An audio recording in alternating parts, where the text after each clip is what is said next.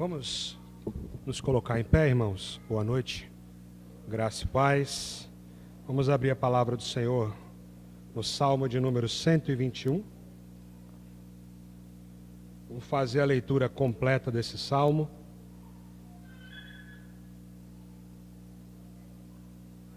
Salmo 121.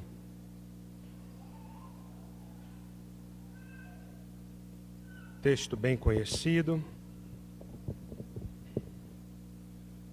Nós vamos proceder assim com a leitura de todo o Salmo, do verso 1 até o verso 8. Salmo 121. Diz então assim a santa palavra de Deus: Elevo os olhos para os montes, de onde me virá o socorro? O meu socorro vem do Senhor, que fez o céu e a terra. Ele não permitirá que os teus pés vacilem, não dormitará aquele que te guarda. É certo que não dormita, nem dorme o guarda de Israel. O Senhor é quem te guarda. O Senhor é a tua sombra à tua direita. De dia não te molestará o sol, nem de noite a lua. O Senhor te guardará de todo mal, guardará a tua alma. O Senhor guardará a tua saída e a tua entrada, desde agora e para sempre. Vamos orar? Pai eterno, Senhor de tudo e sobre todos, eis a tua palavra aberta, Senhor. Ela por si só é viva, é eficaz, ela é penetrante, ela é cortante, ela é autoexplicativa, porque ela é santa, porque ela é perfeita. Mas nessa hora, Deus, onde há a responsabilidade de proclamar a tua palavra, os teus ensinos, nós homens somos imperfeitos, somos limitados, ó Deus. Abre os nossos corações, como disse o salmista, cava os nossos ouvidos, abre os nossos ouvidos, ó Deus. Teu Espírito, divino professor, ensinador, ó Deus, encontre lugar em nossos corações nessa noite. Fala as nossas vidas, porque se a tua palavra não nos falar, o que mais, ó Deus, poderá transformar-nos? O que mais poderá consolar-nos? O que mais poderá, ó Deus, modificar a nossa vida? Então, por misericórdia, ó Deus, fala conosco, nós pedimos humildemente, em nome de Jesus. Amém. A igreja pode sentar-se. Salmo de número 121. Não faz muito tempo, nós estávamos aqui no dia 31 de dezembro, no culto que não chegou a ser o culto da virada, porque acabou um pouco mais cedo, né? Esteve aqui, lembra? Acabou às 10 da noite. E depois nós fomos para casa, né? Fomos aí cada um para as suas regiões. A família da minha esposa estava aqui e nós voltamos para Petrolina, fomos para casa. No caminho de volta, o João Vitor, para quem não sabe, João Vitor é meu filho maior, tem 3 anos e 10 meses. O João Vitor começou a perguntar assim: papai, vai ter fogos? Ele é meio cismado com o barulho das bombas, né? Vai ter fogos? Eu falei: olha, filho, certamente que sim, né? Porque é costume o pessoal à meia-noite soltar aí alguns rojões, algumas coisas. E ele ficou assim meio apreensivo, mas disse: eu gosto de fogos. Então, tá bom, eu gosto de ver também. O espetáculo pirotécnico é bonito.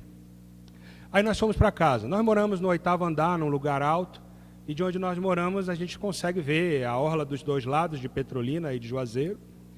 E a certa altura nós fomos ali para a varanda e ficamos ali naquela expectativa, né? Já vai começar um foguetório aí, né? Então, quando foi por volta de 5 para meia-noite, começaram realmente a acender alguns rojões, né? E o João Vitor estava ali olhando e tudo mais, eram coisas ainda bem distantes, né?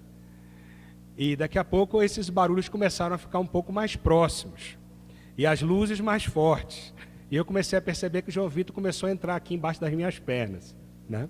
Que foi, filha? Não, nada não, né? Olha lá, filho, olha lá, eu estou vendo.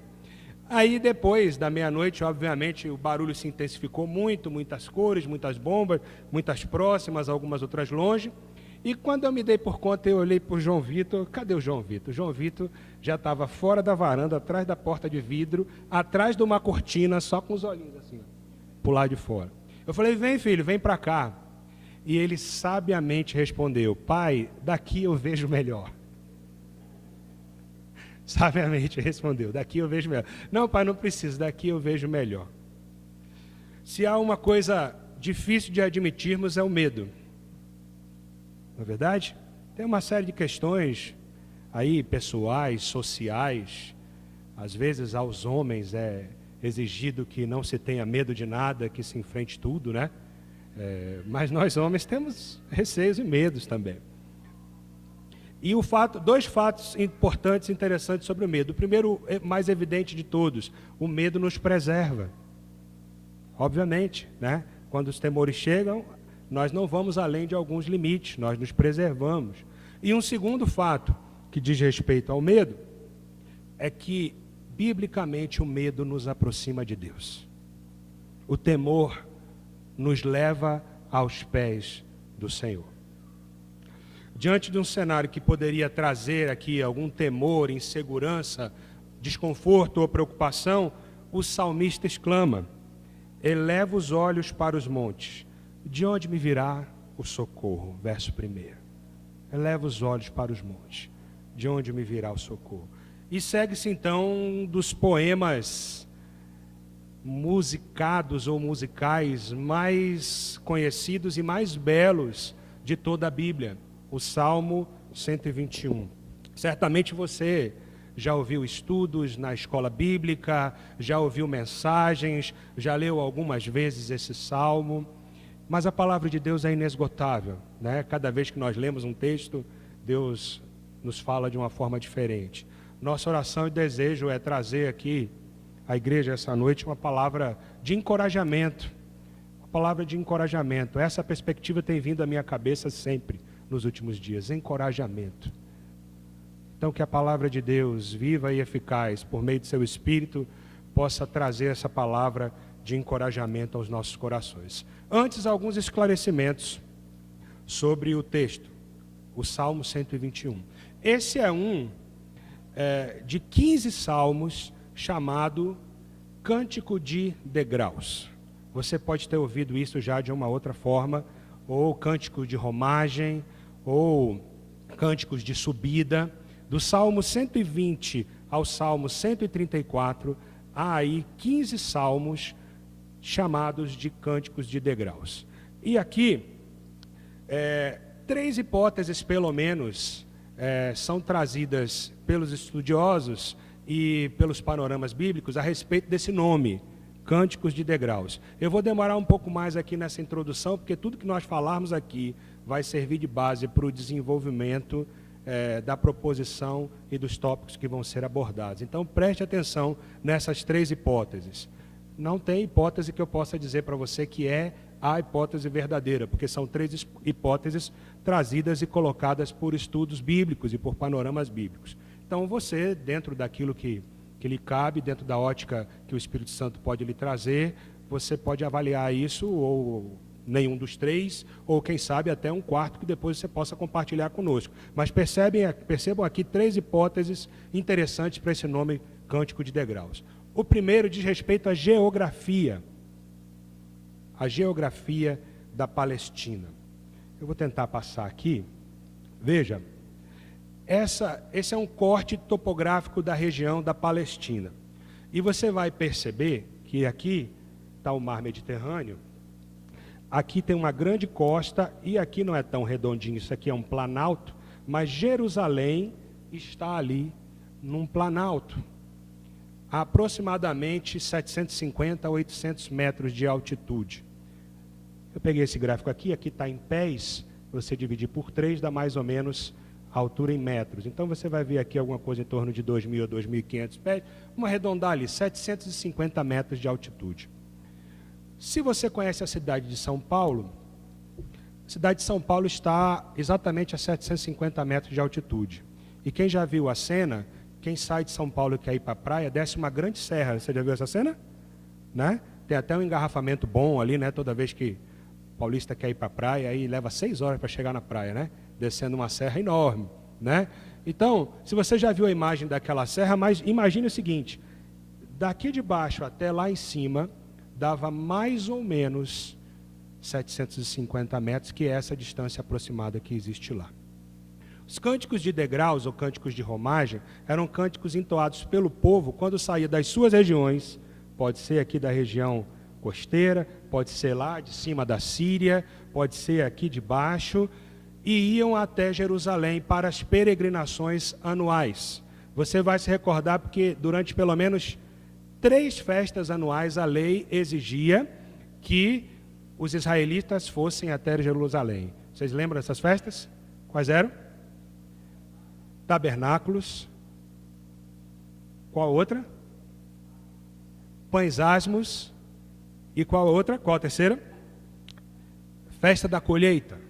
Essas 3 festas estavam descritas na lei, que eram ocasiões aonde os judeus tinham compromisso de sair de onde eles estivessem e irem até Jerusalém para adorar no templo. Para adorar no templo.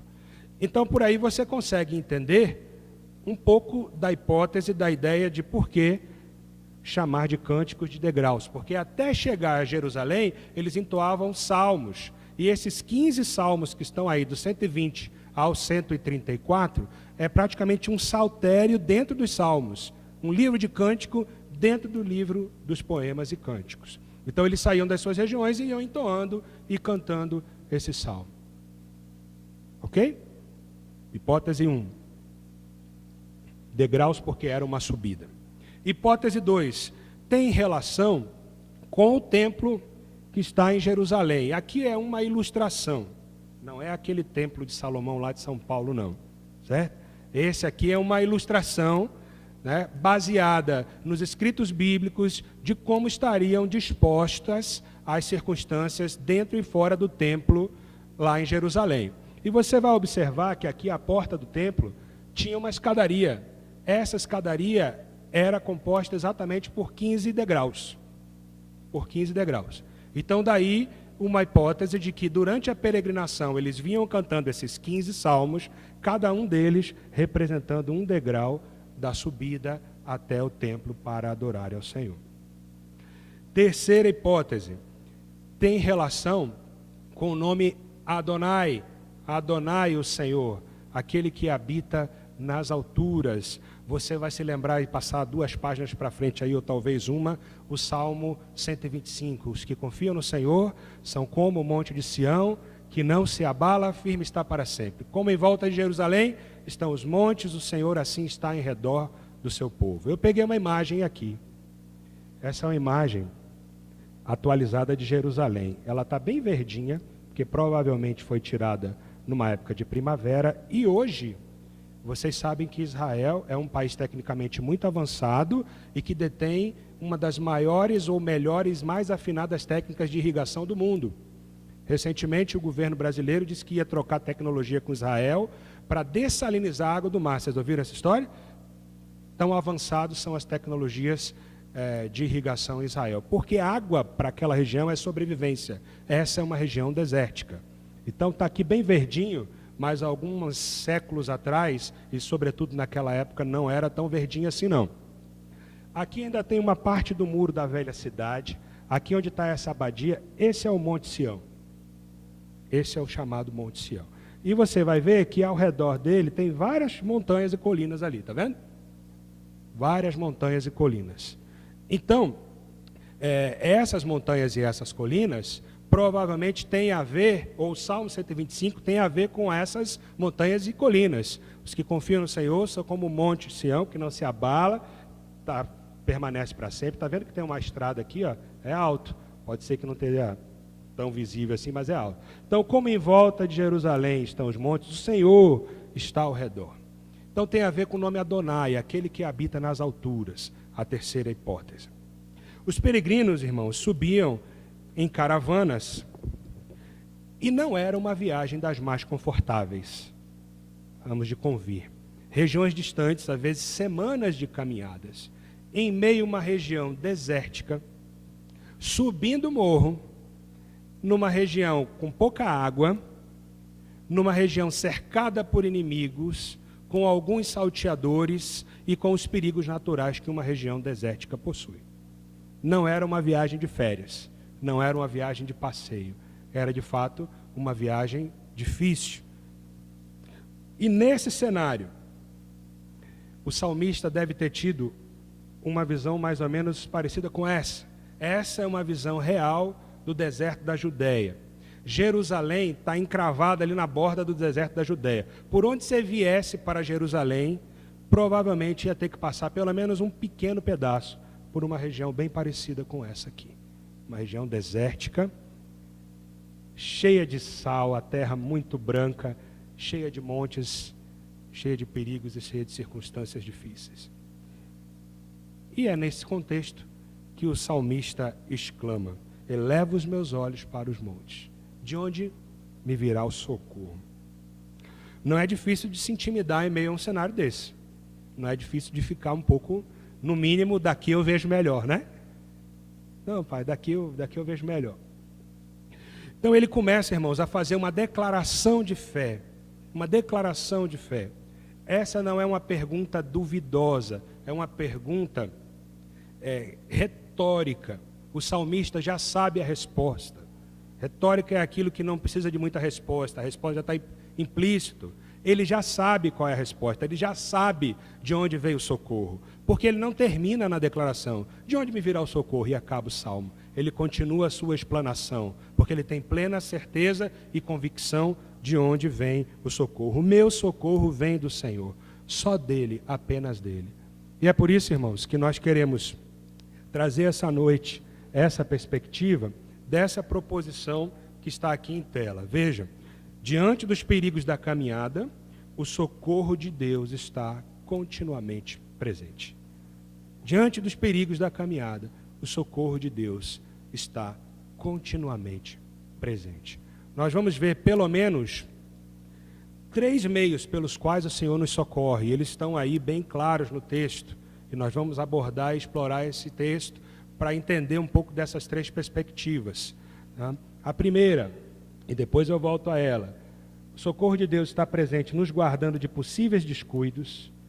Segunda, nos guardando de ameaças do caminho. A terceira, nos guardando dos perigos espirituais que nos cercam. Essa é a proposição de abordagem desse sermão aqui nessa noite. Nós esperamos que após isso, Deus encoraje seu coração, a sua vida, circunstâncias que você vive, que eu vivo, ou que você talvez não esteja vivendo, mas possa viver lá na frente, possa encontrar eco na palavra de Deus, lembrando dessa perspectiva, diante dos perigos da caminhada, o socorro de Deus está continuamente presente. Primeiramente, irmãos, Deus nos socorre nos guardando de possíveis descuidos. Veja o verso 3 e verso 4. Depois de dizer que o meu socorro vem do Senhor que fez os céus e a terra, ele diz, Ele quem? O Senhor, Deus, não permitirá que os teus pés vacilem, não dormitará aquele que te guarda. É certo que não dormita, nem dorme o guarda de Israel. Então, primeiro, irmãos, nos guardando de possíveis descuidos, eu quero trazer aqui primeiro esclarecimento. Nós estamos trazendo aqui por descuido a imperícia, o imprevisto, aquilo que não está no nosso controle. Descuido não está ligado aqui a dolo, à intenção, à imprudência, à negligência, porque isso é pecado. Descuido é aquilo que você não pode cuidar, aquilo que você não teve condição de fazer, ou se esqueceu de alguma maneira, ou não estava no seu domínio, e você ali de alguma maneira foi pego de surpresa em alguma circunstância, em alguma situação. Então, irmãos, veja, não permitirá que os teus pés vacilem. Aqui nós temos 2 ideias para essa perspectiva. Não permitirá que os teus pés vacilem. A primeira está ligada exatamente a isso. Um incidente ou um acidente. Num cenário como aquele, não é difícil imaginar um escorregão, uma pedra rolando, né?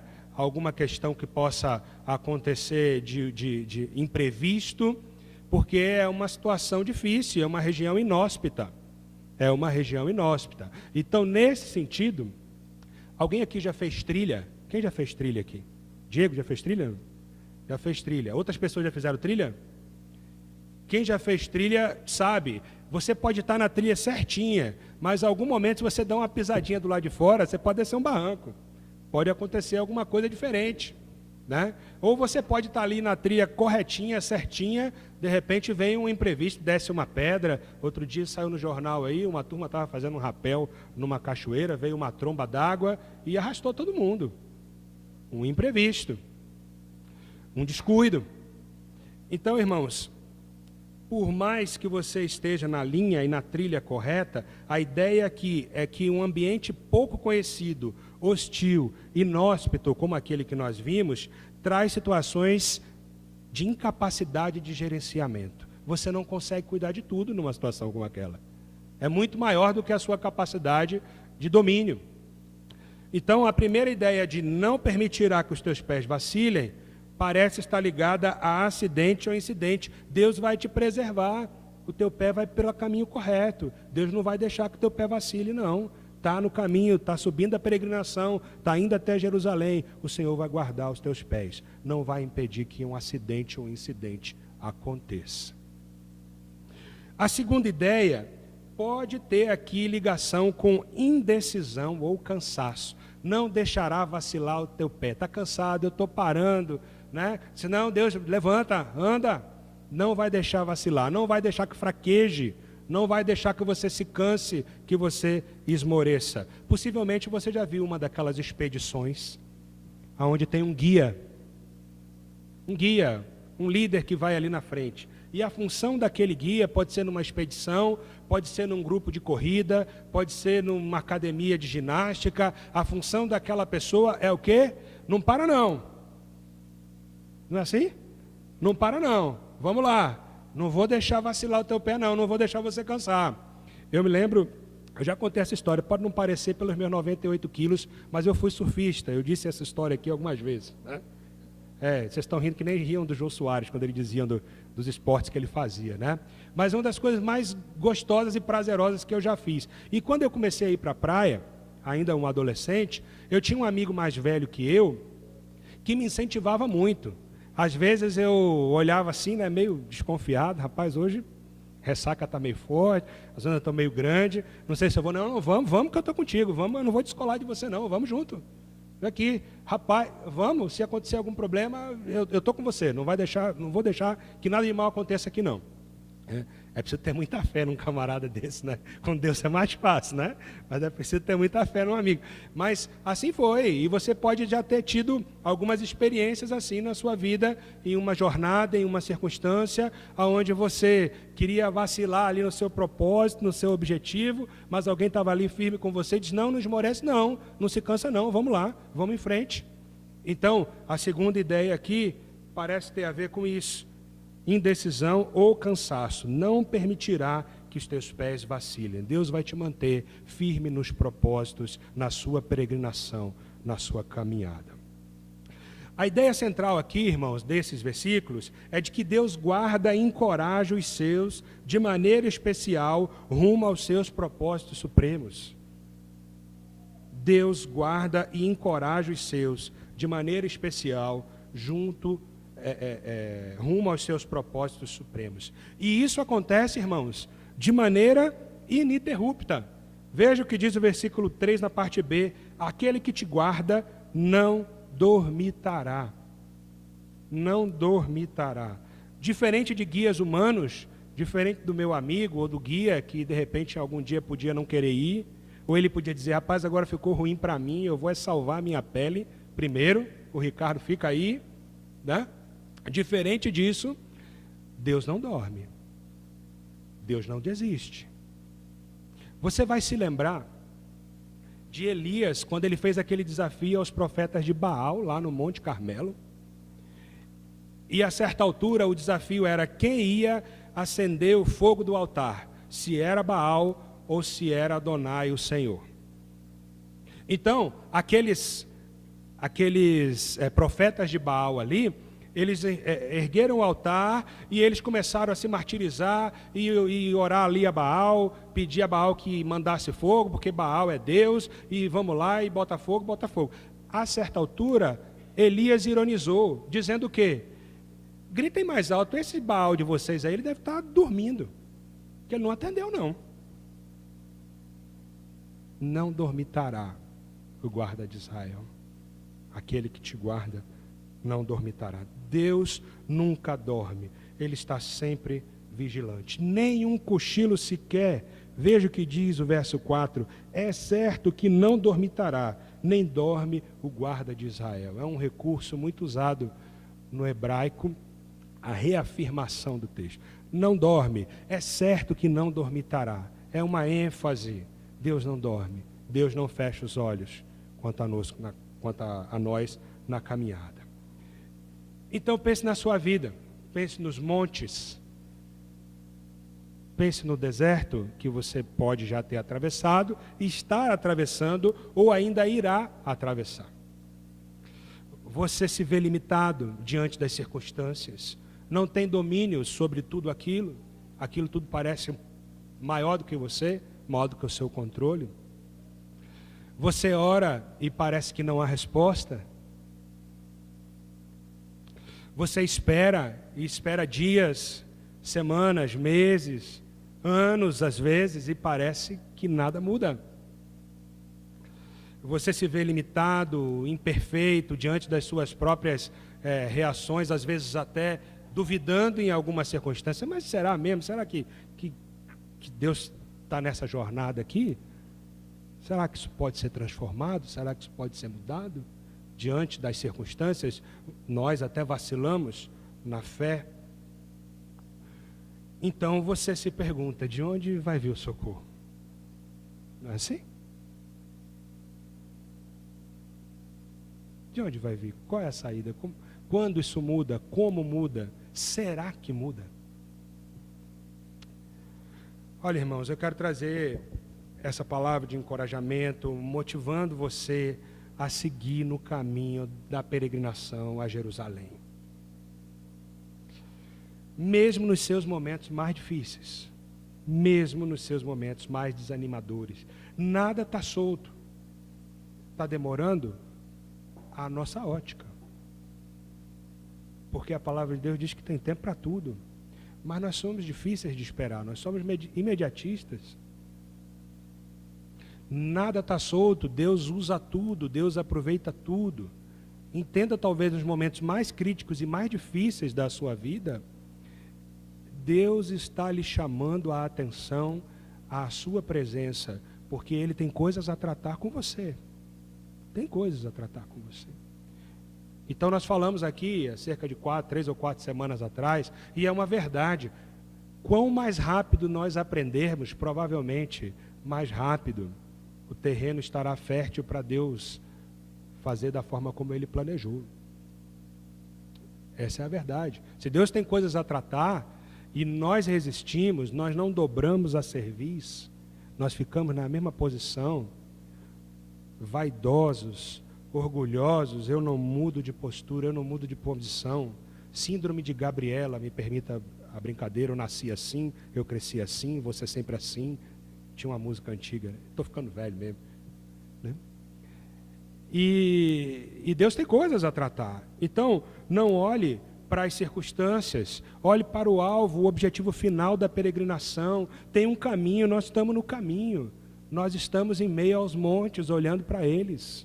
Mas há um templo final aonde nós vamos adorar, lá na Nova Jerusalém. Essa é a caminhada. Então, que Deus possa confortar o seu coração, trazendo a perspectiva, esse primeiro ponto, que diante dos perigos, o socorro de Deus está continuamente presente, nos guardando dos descuidos, aquilo que você não consegue fazer, aquilo que não está no seu controle. Irmãos, não se angustie tentando gerenciar o ingerenciável. O ingerenciável pertence a Deus. O ingerenciável pertence a Deus. Aquela pessoa que você ora, não se converte, pertence a Deus. O marido difícil pertence a Deus. A esposa pertence a Deus. O filho rebelde pertence a Deus. Não tente gerenciar o ingerenciável. Obedeça. Deus pede que você continue orando. Continue confiando. Porque Deus vai guardar dos descuidos e daquelas situações onde nós não podemos ter controle sobre elas. Deus vai guardar. Filipenses capítulo 1, versículo 6. Aquele que começou a boa obra em vós, há de completá-la até o dia de Cristo Jesus. Isso significa que o que Deus está trabalhando na sua vida tem propósito. Tem um destino final, essa obra vai ser completa. Esse barro que está sendo destruído, ele vai ser refeito. Vai ter uma outra cara. Vai chegar ao fim. Essa obra vai chegar ao fim. E por mais que você não tenha condição hoje de lidar com essa circunstância, ou não consiga gerenciar por completo, por mais acidentado e arriscado que seja o terreno, Deus garante que os seus passos estarão seguros. Os seus passos estarão seguros. Não permitirá que os teus pés vacilem. Não dormitará aquele que te guarda. Avançando um pouco no texto, irmãos, os versos 5 e 6. O Senhor é quem te guarda. O Senhor é a tua sombra à tua direita. De dia o sol, não te molestará o sol, nem de noite a lua. Deus também nos socorre, nos guardando das ameaças do caminho. Primeiro dos descuidos possíveis, agora das ameaças do caminho. O Senhor é quem te guarda, o Senhor é a tua sombra à tua mão direita. Além dos perigos geográficos que nós já falamos, uma série de outras ameaças cercavam aquela região, porque era uma região desértica. A Judéia, sobretudo, é um deserto. E por mais que tudo não fosse deserto, você vai poder ver nessas imagens da televisão, quando mostra o Oriente Médio, tem sempre ali um soldado todo lambuzado de terra, uma terra branca, um pó sem fim. Não é isso? Aquilo é a característica da topografia do solo daquela região. Pode ser até que não seja um deserto clássico como um deserto, mas é uma região inóspita e é uma região semidesértica. E qual é a característica de uma região desértica? Nós temos aqui pelo menos duas situações características que podem trazer ameaças numa região desértica. A primeira está ligada a animais e pessoas. Dá para perceber isso, né? Num deserto há perigos reais de animais. Né? E naquela região também havia perigos reais de inimigos e de salteadores. Grandes feras habitam e habitavam naquela região. Você pode pensar assim, e eu pensei certa vez, mas peraí, no deserto, como é que grande fera? Vai viver de quê? Vai comer o quê? Uma grande fera. Olha, você vai se lembrar comigo, quando os filisteus estavam desafiando o povo de Israel, e chegou lá um tal pastorzinho Davi, para derrotar um tal de Golias. E Saul, no diálogo que teve com Davi, Saul falou assim, não, você não pode ir lutar contra esse homem, ele é muito forte, ele é muito grande, está muito bem armado, e você não é preparado para a guerra. Você lembra qual foi a resposta de Davi a Saul? Ele falou, não, Saul, eu pastoreava as ovelhas de meu pai, veio um leão e eu matei o leão. E veio depois um urso e eu matei também o urso. Tem leão e urso lá no deserto.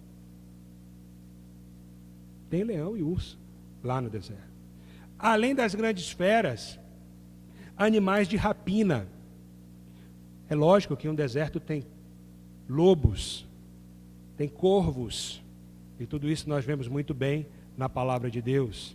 Olha, é difícil você ficar tranquilo numa região que tem lobo, porque o lobo chega de mansinho, né? E não dá bobeira com lobo não, sobretudo de noite, que o negócio fica ruim.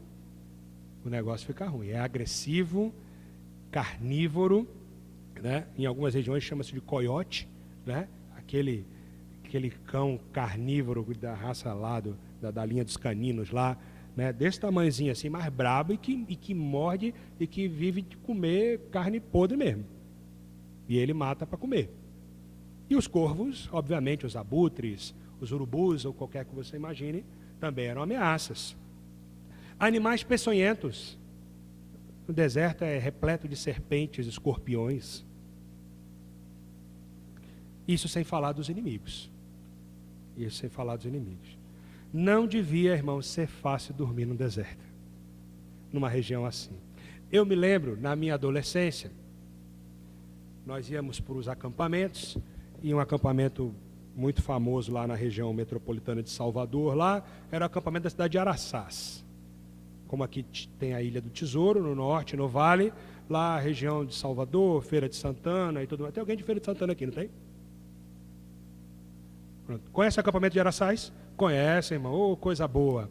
Então, o irmão vai lembrar, lá pelos 90 e tantos, anos 90 e tanto, não tinham construções completas lá. Tinha um dormitório apenas para as mulheres. E os homens dormiam ao relento, numa lona jogada lá no chão, no meio do mato, que o pessoal apelidou de cobreiro.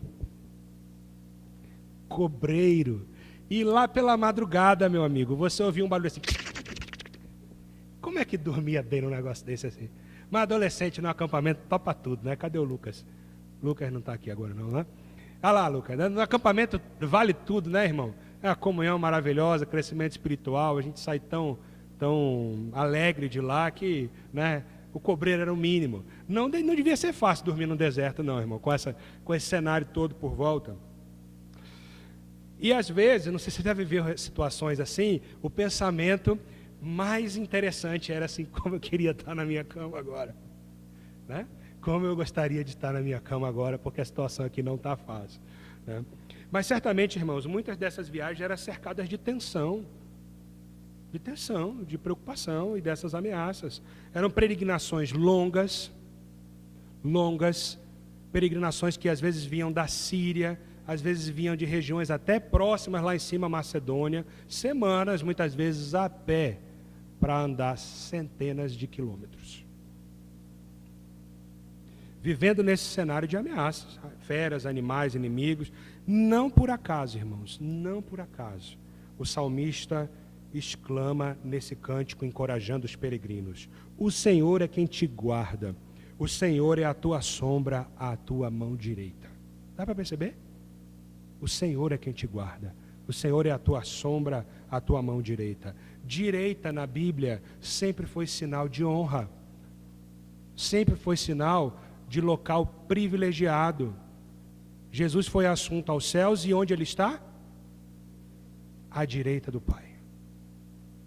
Direita sempre foi lugar de honra. E sombra está junto de você, se é indissociável, está colado com você. Então, numa analogia rápida desse versículo, poderia dizer então que Deus guarda você porque Ele está constantemente ao seu lado no seu santo lugar de honra. Deus está constantemente ao seu lado no seu santo lugar de honra. E quem ou o que pode ser maior do que o Senhor em seu lugar de honra? Nada. Nada pode ser maior. Então as primeiras ameaças diziam respeito a animais e pessoas. A segunda dizia respeito ao clima. Veja, de dia o sol não te ferirá, nem a lua de noite. A gente já falou que essa é uma região desértica, a Judéia, e Jerusalém está encravada na borda de uma região desértica, tinha que passar por ela, pelo menos um pequeno pedaço. Se você viesse do norte, um pedaço menor, mas se você viesse do sul, ia ter que atravessar o deserto da Judéia todinho para chegar em Jerusalém, todo ele. Agora, num deserto, as noites são muito frias. Sabia disso? Deserto, os dias são quentes. E não é porque faz calor de dia que de noite vai ser quente, não. Não é Juazeiro e Petrolina, não, viu? Que é quente de dia e de noite. Deserto é quente de dia e é frio de noite, porque tem o fenômeno chamado da inversão térmica. Quanto menos água próximo, e no deserto não tem água, aqui nós temos um espelho d'água, um lago artificial que é o maior do mundo, aqui próximo de nós, por isso nossas noites não são frias, nossas noites são quentes, né? Mas lá no deserto esfria, porque não tem água perto, então a água não aquece durante o dia e a terra esfria mais rápido do que a água. Por isso que o litoral sempre à noite é mais quente do que no interior. Aquela era uma região desértica e à noite era muito frio. Então o sol não te molestará de dia e nem a lua de noite.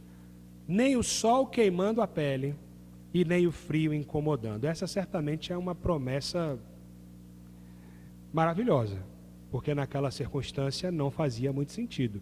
Era sol de rachar de dia e frio, sobretudo no inverno, à noite.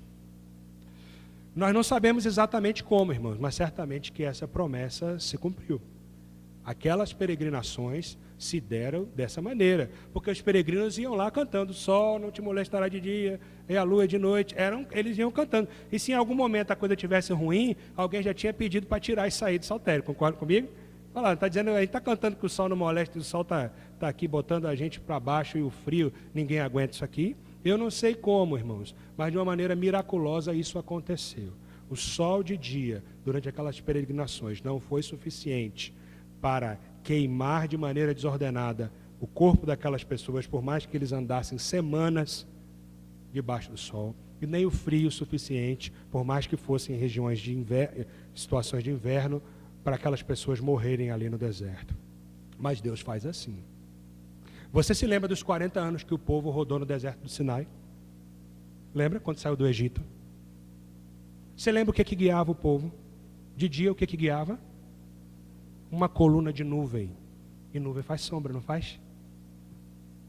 De noite o que guiava? Uma coluna de fogo. O fogo aquece, não aquece? Não sei se foi assim. Nem posso dizer, nem tenho autoridade para dizer que foi assim, o que a palavra de Deus não diz. Mas Deus tem seus meios e tem os seus caminhos maravilhosos de fazer cumprir as suas promessas. Tem aqui uma promessa maravilhosa e fascinante, de que aqueles peregrinos, o sol não ia os queimar de dia, nem a lua, nem o frio da noite da lua os incomodaria. Deus pode tudo, irmãos. Deus pode inverter a lógica das coisas, percebe? Em que nós confiamos? Em que nós nos valemos para estarmos seguros? Onde está afiada a nossa segurança? Nos muros altos? No pitbull, no quintal? E se não tiver pitbull, não tem problema. Pode ser um cachorro bravo ali, daqueles que a gente pegou pequenininho, né? E deixar ele ali no ponto para quem entrar, né? Tomar logo um susto, ou dar logo um aviso. É nisso que está firmada a nossa confiança. Na cerca elétrica, ou na posse de arma. Não estou fazendo julgamento aqui, mas tem gente que acha que agora eu estou seguro. Agora eu estou seguro. Precisamos orar pelo nosso país. Deus abençoe. Nosso presidente certamente vai ser bombardeado por tudo quanto é lado, né? Mas não é a posse de arma, irmão, que vai te garantir na sua casa. Percebe? Não é a posse de arma. Você pode estar fiado em quê? Na medicina. Na medicina, então. Nos remédios. Nos exercícios físicos. Não, eu vou chegar aos 90 porque eu estou bem. Tem tanto jogador de futebol aí morrendo aos 30 e poucos anos. Puf, atleta, né? Atleta, o que houve? Alguns a câmera até pega, ela estava lá jogando e buf, caiu o atleta. Mas fez exame, estava tudo normal, estava tudo bem. É o que é? Nos exercícios físicos que você está afiando o seu futuro, a sua confiança. É nos alimentos orgânicos. Não, porque aqui não tem agrotóxico nenhum. Então isso vai garantir a minha saúde, eu não vou ter câncer, eu não vou ter isso. Será que é nisso que está a nossa confiança? Será que a nossa confiança está depositada no crescimento dos nossos filhos? Meu menino, meu filho vai ter o que eu não tive, vai ser o que eu não fui. Eu vou deixar ali pelo menos uma poupancinha, um terreninho para esse menino, para ele ser um... É nisso que está a nossa confiança, irmãos? Lembra do Salmo 127? Se o Senhor não guardar a cidade, o que acontece? Neto, em vão vigia a sentinela. Em vão vigia a sentinela. Mudar para outro país, quem sabe? Minha esperança, minha segurança, tá? Vamos sair daqui. Aqui está difícil, aqui está ruim, porque nesse país não tem saúde, não tem trabalho, não tem educação, o tráfico de drogas está aí avançando, isso aqui não tem futuro. É nisso que está a nossa segurança. De onde vem, irmãos? Veja, nós não estamos fazendo aqui apologia à mediocridade, que isso fique claro. Se você puder fazer o melhor pelos seus filhos, faça. Se você puder cuidar da sua saúde, cuide. Se você puder comprar um alimento orgânico, compre, porque a lógica diz que ele é mais saudável do que o outro.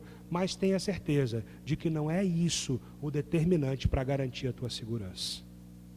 Não é isso o determinante. O Senhor é quem te guarda. Se o Senhor não guardar a cidade, pode estar coberto ali de Força Nacional de Segurança, irmãos. Viram o que está acontecendo em Fortaleza? Se o Senhor não guardar a cidade, é dali para pior. É dali para pior. Segurança real vem de Deus, apenas dele. Ele precisa ser a tua sombra, a tua direita. Percebe? Ele precisa ser a tua sombra, a tua direita. E por isso nós podemos entender comunhão, intimidade. Deus precisa ser a tua sombra e a minha sombra, a minha direita. Está ao meu lado, a minha destra, no seu lugar de honra. O salmista disse que a intimidade do Senhor é para os que o buscam, aos quais ele revelará a sua aliança e os seus testemunhos. Como temos buscado ao Senhor? Para que ele seja a sombra à nossa direita. A honra, a glória e a majestade do Senhor por si só afastam, irmãos. Por si só afasta o mal, as ameaças e os perigos. O anjo do Senhor acampa-se ao redor do que o teme e os livra. É a presença do Senhor que afasta o mal. Não é oração nenhuma que amarra ninguém, não. É a presença de Deus. É Ele. Assim estaremos de fato guardados, irmãos. Ele pode reverter a lógica. Ele pode reverter a lógica. Ele pode fazer com que o sol do deserto não te queime. Ele pode fazer com que o frio da noite não te faça tremer. Porque Ele pode inverter toda a lógica. Ele pode. Porque Ele guarda das ameaças do caminho. Ainda, irmãos, Deus nos socorre, nos guardando dos perigos espirituais que nos cercam. Nos guardando dos perigos espirituais que nos cercam. Versos 7 e 8. O Senhor te guardará de todo mal. O Senhor guardará a tua alma. O Senhor guardará a tua saída e a tua entrada desde agora e para sempre. O Senhor guardará de todo mal. O Senhor guardará a tua alma. John MacArthur, ele faz um comentário muito interessante sobre essa sequência. Mal, alma e para sempre, que está aqui nesses 2 versículos. Ele diz que isso dá um sentido de vida eterna. E é verdade, toda vez que a palavra de Deus fala para todo o sempre, nos remete à eternidade. Nos remete à eternidade. E assim nós chegamos aqui, irmãos, ao ápice, ao ponto mais alto desse salmo. É como se tudo que tivesse vindo antes tivesse preparando e apontasse para esse objetivo, a eternidade. A eternidade. Guardar dos tropeços, guardar dos descuidos, guardar das ameaças, guardar dos perigos do caminho, é importante. Porém, tudo isso é humano e terreno. É humano e terreno. Diz respeito à vida cotidiana. O salmista parece aqui conduzir os nossos olhos para o objetivo final da peregrinação, que é a eternidade. Esse é o nosso objetivo final. Um cântico antigo que dizia: caminhando eu vou para Canaã. Conhece, Douglas? Né? A gente está caminhando para chegar lá em Canaã. Esse é o nosso objetivo. Então Deus vai guardar, e Deus vai guardar o pé, e vai guardar o tropeço, vai guardar das ameaças. Ok, isso é bom, isso é importante, nós glorificamos a Deus e nós agradecemos. Mas há um prisma muito mais importante do que tudo isso, que é a eternidade. É nos guardar do mal para todo o sempre. O Senhor guardará de todo mal, Ele guardará a tua alma desde agora para sempre. Cumpre dizer aqui, irmãos, que a região da Judéia era bombardeada por crenças pagãs. Crenças pagãs. Adoradores de Baal e Astarote eram os antigos moradores daquela região, os cananeus. E você vai se lembrar comigo que quando o Senhor deu em possessão Canaã a Israel, ele deu ordenanças dizendo: quanto ao povo que está lá, não deis as suas filhas a eles, nem tomei das suas filhas por mulheres, porque eles são adoradores, idólatras de Baal, e nem se prostre aos seus deuses. Duas ordenanças claras de Deus antes do povo entrar em Canaã. Antes do povo entrar em Canaã. Porém, irmãos, a despeito dos mandamentos, os israelitas haviam se aparentado, algumas tribos, na verdade a maioria delas, havia tornado como prática o aparentamento com os anteriores moradores da terra. E quem eram os adoradores de Baal? Era comum nos cultos a Baal orgias, sacrifícios humanos, incluindo de crianças. O Gabriel aqui, queimado lá numa bacia incandescente de fogo, a Baal, imagine. E essas práticas haviam contaminado, tristemente haviam contaminado, inclusive a adoração ao Deus verdadeiro, ao Senhor nosso Deus Todo-Poderoso. Porque Deus disse: não se aparente, não se junte, essas práticas são idólatras, e isso contaminará o culto. E contaminou. E contaminou. Falsos sacerdotes e profetas semeavam práticas idólatras no culto a Deus, sem o menor pudor. Você pode ler lá em 2 Reis, capítulo 17, depois, qual foi a condenação de Deus para o exílio do povo na Babilônia. Porque vocês se dobraram a Baal, vocês sacrificaram os seus filhos, vocês não obedeceram ao Senhor. Está lá em 2 Reis, capítulo 17. A situação era crítica, irmãos. E era uma difícil tarefa, deveria ser realmente difícil você sair de onde você estava com o propósito de adorar a Deus no seu santo templo, passando por uma região assim, completamente contaminada por influências espirituais dessa natureza. Estou dizendo influências de maneira mística, por práticas espirituais pelo caminho dessa natureza. Devia ser extremamente difícil você manter o seu propósito claro até a sua chegada. Porque ali, pelas tantas, você passava, encontrava com um sobrinho, com um primo, você saiu com o propósito certo, encontrava com alguém de sua família que estava aparentado com outro alguém que tinha práticas que não tinham nada a ver com a prática judaica. E como é que faz? E perde o norte, perde o rumo, às vezes fica pelo caminho.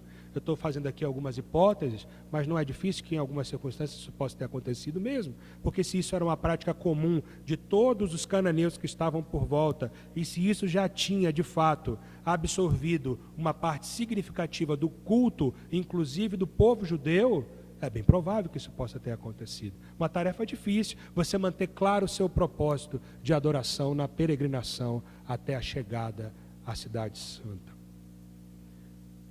Porém, irmãos, em toda a história, veja se não é isso, em toda a história bíblica, Deus preservou um toco, uma raiz, e essa raiz, por mais que todo o restante estivesse corrompido, essa raiz se manteve sã.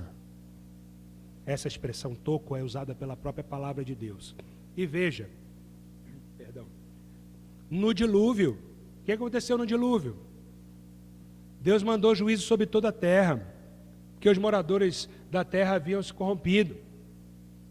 No dilúvio, Deus resolveu dar um restart. Vai passar tudo do zero. Mas Deus preservou a Noé e a sua família. Em Sodoma e Gomorra, quando as iniquidades deles, diz a palavra de Deus, subiram até os céus e provocaram o Senhor, Deus preservou a Ló. Destruiu toda aquela cidade com fogo e enxofre. Deus preservou a Ló, as suas filhas e aos seus genros. Até a sua mulher ficou pelo caminho. Vocês lembram da história. Mas o toco que Deus quis preservar, Ló, as suas filhas e os seus genros, foi preservado. Em Israel, Deus preservou a tribo de Judá. A palavra de Deus diz que as outras 11 tribos tinham essas práticas, mas Judá se manteve firme. Nas igrejas da Ásia, as 7 igrejas da Ásia, nós acabamos de ler hoje aqui, uma delas, Filadélfia, foi uma das que o Senhor não teve nenhuma declaração, tenho porém contra ti. Você lembra? De todas as outras, Deus disse, eu tenho porém contra ti isso, eu tenho porém contra ti isso, tenho porém contra ti isso. A Filadélfia ela não disse nada, a Filadélfia só disse, guarda a tua fé. Eis que eu venho sem demora, guarda a tua fé. Então, aquelas igrejas que estavam todas corrompidas com algum problema, preservou a Filadélfia.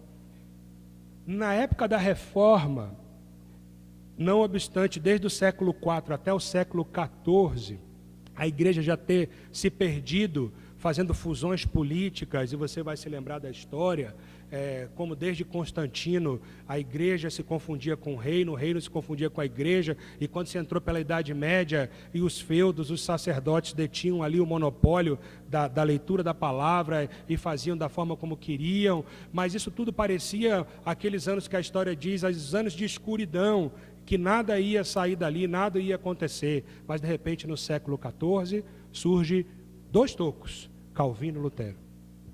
Diz, tem que mudar. Tem que mudar. A igreja precisa mudar. Óbvio que não eram só eles, né? Haviam adoradores genuínos do Senhor em todos os lugares, mas eu estou falando do toco para você perceber, e mesmo quando as circunstâncias estão corrompidas, mesmo quando as coisas estão completamente fora daquilo que deve ser, Deus sempre preservou um toco. Por quê? E é isso que o salmista nos faz lembrar. O Senhor te guardará de todo mal, Ele guardará a tua vida, você está saindo para a peregrinação. Existem perigos espirituais no caminho. Existem adoradores de Baal, existem adoradores de Astarote, mas Deus sempre preservou, pelos seus propósitos santos, um toco. Pessoas fiéis, tribos fiéis, igrejas fiéis, não para a honra delas, mas para a honra e a glória dele mesmo, para o louvor da sua glória. A despeito dos ataques do inimigo, esses tocos, essas pessoas, essas igrejas, essas sementes se manterão firmes nas visões e propósitos espirituais que Deus quis trazer. Terão essas visões preservadas. Por isso, veja o verso 8, eles podem entrar e sair em segurança. O Senhor guardará a tua entrada e a tua saída. Está feio o negócio aí do lado de fora. Adoradores estão queimando isso, estão queimando aquilo, mas Deus vai guardar a tua entrada e saída. Pode vir peregrinando até Jerusalém, porque é o Senhor quem te guarda. Guarda quando você chega e guarda até você ir embora. Na sua chegada e no seu retorno. Que santo privilégio. Nós, irmãos, fazemos parte do toco. Já parou para pensar nisso? Nós fazemos parte do toco. Esse toco que Deus preservou para dali fazer brotar e florescer. Quando nós olhamos tantas circunstâncias difíceis, nós estamos aí há pouco mais de 1 mês e meio, 2 meses, do mundo mostrar a sua verdadeira cara nas festas carnavalescas. As pessoas até se disfarçam, mas quando vem esses momentos, aí as pessoas mostram aquilo que realmente são, né? Tem um pudor social que lhe impede de andar vestidos, mas se eu posso andar sem roupa, agora eu vou andar, porque eu sempre quis, então se no carnaval é permitido, eu ando sem roupa, é assim que se pensa, e nessas horas a sociedade mostra a sua verdadeira face. Já parou para pensar? Poderia ser eu, poderia ser você? Não apenas nos descaminhos, não apenas nessas circunstâncias onde as pessoas mostram ali o seu lado triste, o seu lado blasfemo, não apenas nisso, mas até no aspecto da adoração, até no aspecto espiritual, tem tanta gente indo às igrejas para ter e não para adorar. Tantas pessoas indo a Deus, ou indo à igreja, não indo a Deus, indo à igreja, para ser curados, para serem abençoados, para trocarem de casa, para trocarem de carro, e não para adorarem ao único Deus verdadeiro. Eu vou adorar se no final lá, né? A casa surgir, aí eu adoro. Até no aspecto espiritual, irmãos, nós somos preservados pela parte de Deus, por parte de Deus, com uma visão espiritual bíblica e sadia. Pense nisso. Quando nós olhamos lá para fora, nós vemos como as coisas estão difíceis. Irmãos, nossos olhos foram abertos. Pense que coisa maravilhosa. Os seus olhos e os meus olhos foram abertos. Nós podemos ver. Há pessoas que olham e não conseguem ver, e a palavra de Deus diz, olhar e não vedes. Nós olhamos e vemos. É certo que nós ainda precisamos que Deus trabalhe nosso caráter, que Deus mude, que nos santifique. Mas como o irmão Manuel falou hoje pela manhã, se você tem alguma atitude que não glorifica a Deus e você é um servo de Deus, você pode ter falhado, mas o Espírito Santo de Deus te incomoda. E tem ali uma chama ardendo no seu coração. Deus não podia ser assim. Senhor, eu preciso mudar. Algo dentro de mim me incomoda. Nós podemos ver, irmãos. Isso é maravilhoso. Por mais que do lado de fora, e às vezes até próximo a nós, em algumas circunstâncias, às vezes até do lado de dentro, haja circunstâncias espirituais que tentam desviar o nosso olhar, tal qual aquela caminhada para a adoração lá, peregrinação a Jerusalém, acontece conosco no nosso dia a dia. Mas Deus te preservou. Deus te fez abrir os olhos. Nós estamos guardados do mal. Nós estamos guardados do nosso. Os nossos olhos estão abertos. Não à toa, irmãos. Pare para pensar. Não à toa. O Senhor Jesus curou alguns cegos de nascença. Cegos de nascença. Eu gosto de João quando diz que há, porém, outras coisas que Jesus fez e que não estão nesse livro. Porque se todas fossem contadas, não haveriam papéis sobre a face da terra capazes de escrever tudo o que ele fez. Ele certamente curou a muitos, mas nós conhecemos história na Bíblia de cegos de nascença. Não foi à toa, porque é uma analogia conosco, nós não podíamos ver. Nós estávamos cegos, perdidos, e Deus fez abrir os nossos olhos. Você, então, está guardado dos tropeços, dos perigos e ameaças. Deus tem planos para a sua vida. É por isso que Ele nos guarda. Ele não nos guarda apenas para nos fazer benzinho, não. Não, é só para dar um up. Não, Ele nos guarda porque Ele tem planos. E dentro dos seus planos, nada será frustrado. E Ele guarda. Se o plano dEle é que você venha por aqui até o seu caminho, nada vai te abalar. Nem os perigos espirituais que o cercam. Nós somos como a menina dos olhos de Deus, irmão. Nada pode tocar. Nada. Nada pode tocar. Estamos guardados pelo Deus Todo-Poderoso. Para todo sempre. Amém, aleluia e amém. Não sou pentecostal. Mas tem coisas que nós temos que falar. Amém, aleluia. Glórias a Deus por isso. Porque essa é uma obra maravilhosa. E é com essa entonação, irmãos, que o salmista encerra o salmo, olhando para a eternidade, certo de que nós vamos chegar até o nosso destino final. Aquele que começou a boa obra em nós vai completar até o dia de Cristo Jesus. Você vai ser provado, você vai ser tentado, a sua fé em alguns momentos vai ser sacolejada, mas você vai glorificar a Deus no final da sua peregrinação. Nenhuma das ovelhas que Jesus morreu por ela será arrancada da sua mão. Você lembra? Nenhuma. Eu dou a minha vida pelas minhas ovelhas e ninguém as arrebatará da minha mão. Foi o que disse a palavra de Deus em João. Os perigos estão aí. Mantenha-se firme, vigilante. Nós não podemos ser negligentes. Nós também não podemos dizer, não, então se Deus vai me guardar, então está tudo bem. Mantenha-se vigilante.